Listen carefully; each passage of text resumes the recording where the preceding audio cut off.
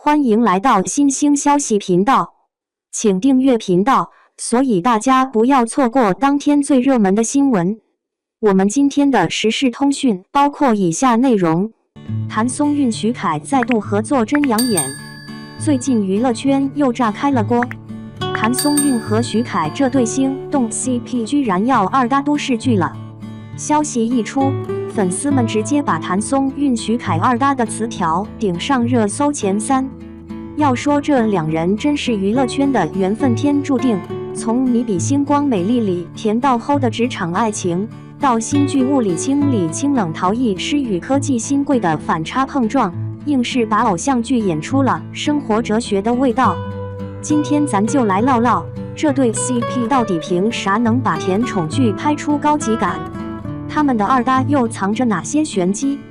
先说回正在热播的《你比星光美丽》，这剧可真是2024年都市剧的一匹黑马。谭松韵演的创业女青年巨星，那股子初茅庐的冲劲儿演的真实的让人心疼。记得有场戏是她被投资人画饼后，躲在厕所隔间抹眼泪，谭松韵硬是把哭戏演出了倔强感，眼泪在眼眶里打转就是不往下掉，手还死死攥着创业计划书。这种细节处理可比某些剧里摔杯子砸桌子的夸张表演强多了。而徐凯这次不走寻常路，演了个表面毒舌实则暖心的投资人韩婷。最绝的是两人在天台解压的那场戏，徐凯脱了西装外套给谭松韵披上，自己只穿着白衬衫在夜风里吹，谭木当时就炸了，这哪是霸总，分明是24孝男友。要说这两人最让人服气的地方，就是把偶像剧拍出了职场剧的筋骨。现在好多爱情剧动不动就是壁咚强吻，可你比星光美丽里的高光戏全在会议室。有一场融资谈判的戏，谭松韵穿着白衬衫在投影仪前讲解商业模型，徐凯就坐在角落里默默调整他的领带角度。这种你在台上发光，我在台下守护的细节，看得人心里直痒痒。难怪网友都说他俩演的不是情侣，是创业战友的成长史。现在听说要二搭物理清，观众们直接开启狂欢模式。这次徐凯要挑战科技新贵，谭松韵则要演清冷陶艺师。光是这职业设定就够抓马，谁能想到霸总爱上烧窑姑娘？但细品这剧的设定其实暗藏深意。现在都市剧里不是霸道总裁就是霸道医生，徐凯这次演的科技新贵，既有理工男的理性，又有艺术家的浪漫，这种反差萌简直是为他量身定做。更绝的是，剧组居然请来了陈瑶和乔振宇当配角，这俩巨抛脸演员的加盟，直接把配角都演成了记忆点。想想看，陈瑶演的毒舌闺蜜配上乔振宇的霸道叔叔，这阵容妥妥的中年少女电子榨菜。不过最让人期待的还是他俩的化学反应。上次合作时就有导演爆料，徐凯拍吻戏前会偷偷吃薄荷糖提神，结果有场天台吻戏 NG 了20多次，最后还是谭松韵憋不住笑场才过关。这次物理清的预告片里，两人光是眼神戏就够让人刻生克死。有一幕是谭松韵在工作室拉坯，徐凯突然从背后环住她，手指轻轻划过她沾着桃泥的手背，谭木瞬间刷屏，这就是爱情该有的样子啊！要说这两人能成国民 CP， 还真不是靠脸蛋硬撑的。谭松韵虽然个子不高，但演起职场新人那股子机灵劲儿，比科班出身的演员还到位。记得有场戏是他第一次见投资人，明明紧张的手心冒汗，还硬是笑着说了句：“徐总，您今天的领带和我的陶瓷杯是绝配。”把徐凯都逗乐了。而徐凯这次转型科技新贵，居然把西装穿出了学生气的清爽感。有场两人在实验室讨论产品的戏，他穿着白大褂蹲在地上调试设备，谭木都在刷，这是什么神仙老公人设？不过争议也跟着来了，有观众吐槽徐凯的霸总形象太套路，但更多人觉得他这次演得接地气，特别是那场公司年会的戏，他穿着高定西装却蹲在台阶上给员工发红包，被网友截图当屏保。谭松韵这边也没闲着，有场醉酒戏，他抱着徐凯的胳膊哭诉创业艰辛，眼泪吧嗒吧嗒掉在对方衬衫上，硬是把偶像剧演出了生活流的质感。难怪有人说他俩演的不是爱情，是成年人的相互救赎。现在物理清的备案消息一出，粉丝们已经开始脑补剧情了。有人猜徐凯会为了谭松韵的逃逸梦放弃商业帝国，也有人期待看到两人在窑火前拥吻的名场面。不过最让人心动的还是他们对待角色的认真劲儿。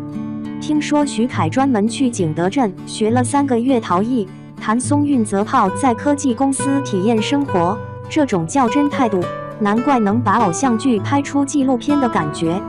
说到底，谭松韵和徐凯的 CP 感之所以能长久保鲜，关键在于他们演的是成年人该有的爱情，没有狗血误会，没有强行撒糖，有的只是2个灵魂在事业碰撞中产生的微妙情愫。就像《你比星光美丽》里那句台词，最好的爱情是让彼此成为更完整的人。这种双向成长的设定，可比单纯撒糖高级多了。如今二搭的消息官宣，真心希望他们能再创经典，毕竟在这个快餐爱情泛滥的年代，能让人相信真爱的剧，才是观众真正需要的电子榨菜。各位看官，你们期待这对 CP 在新剧里擦出怎样的火花？是继续甜宠到底，还是挑战虐恋剧情？2. 徐凯登风度5月刊封面，浪漫日常大片，解锁平凡中的浪漫。在520甜蜜氛围渐浓之际，风度 Men's Health 官宣了与徐凯的第4次合作。2025年5月刊封面以浪漫日常为主题，释出的18宫格大片中，将春日暖阳下的松弛感与少年心动的双重氛围完美融合。徐凯带领我们走进他平凡生活中的浪漫角落。这已是徐凯连续第3年，累计第4次登上该杂志封面。从2023年首登封面低青涩，到如今游刃有余的镜头表现，形成了独具辨识度的凯式浪漫美学。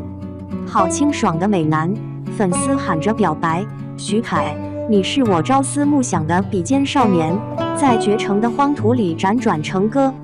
徐凯的5月复古画报新鲜出炉，